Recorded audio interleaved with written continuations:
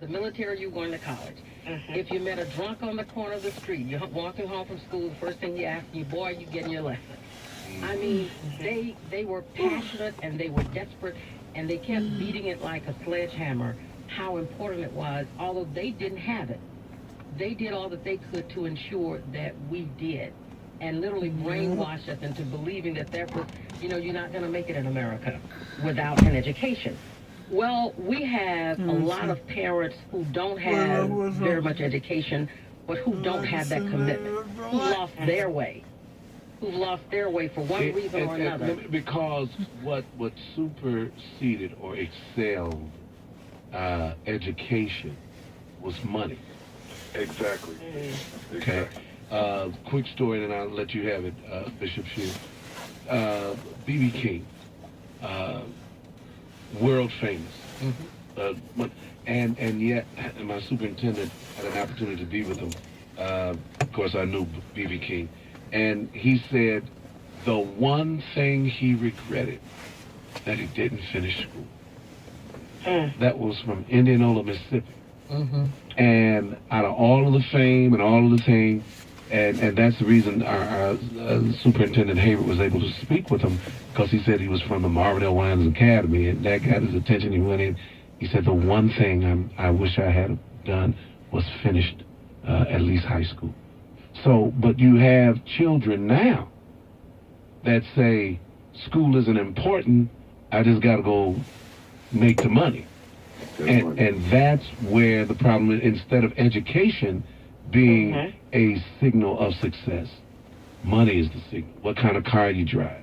And this another true story that I had a friend of mine. She was general manager over a Honda. It's not there anymore. And on 8 Mile in Ferndale. And she told me, she said, Pastor Winans, I had gangbangers coming here, and it cost X amount of dollars. This man brought her a bag. This young boy brought her a bag of money, and she counted it. And when she was counting it, she looked up at him, and he looked at her and, thought something was wrong, said, "What, that's not enough?" And at that point, she knew he didn't know how to count. So he's buying a car cash, but doesn't even know if he's being ripped off. Bishop, I wonder if that whole, because now our government became a little bit more sophisticated, whereas you got to fill out these forms if you have more than $10,000 in cash, or you can't deposit $10,000 in the bank, all this kind of stuff.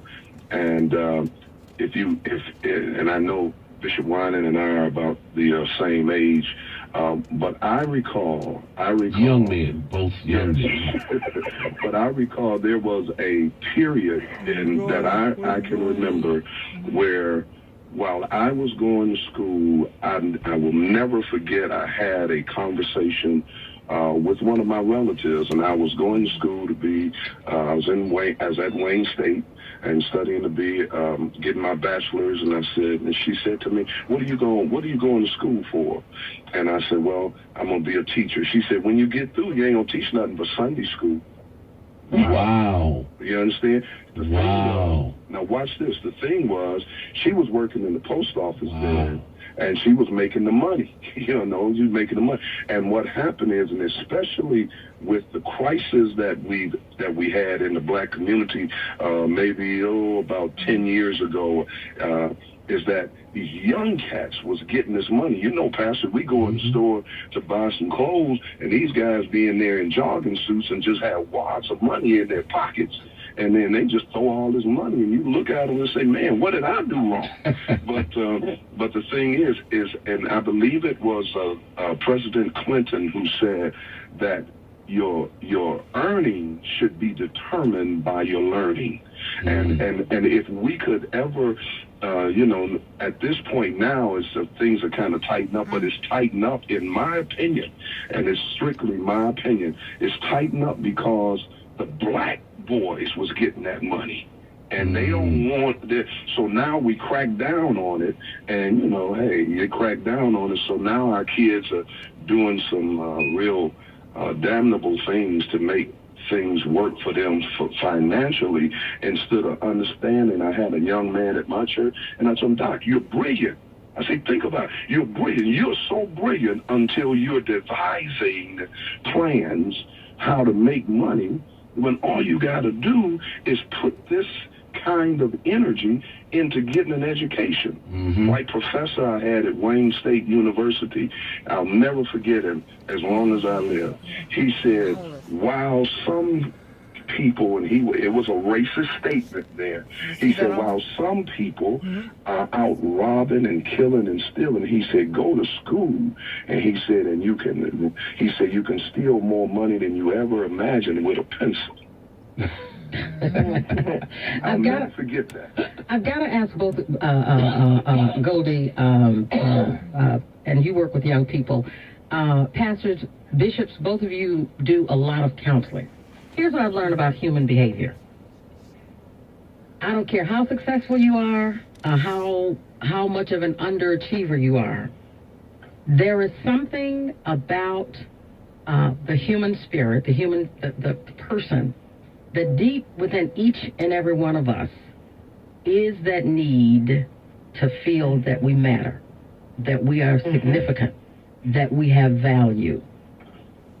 When I'm sort of the mindset, and I could be wrong here, that when children come our way, in the classroom, outside the classroom, especially, and it will be so obvious to us that some of these children need a hug. They need to be told that they're beautiful, or that they're bright, that they're smart, something to make them feel that they matter. And when a child gets that, there's always been that hunger, that desire there. He will begin to try and work to meet those expectations that individual has said about him. And those expectations, again, are taught in that home. The thing that Goldie said, the expectation, having been in education for the past 20 years and watch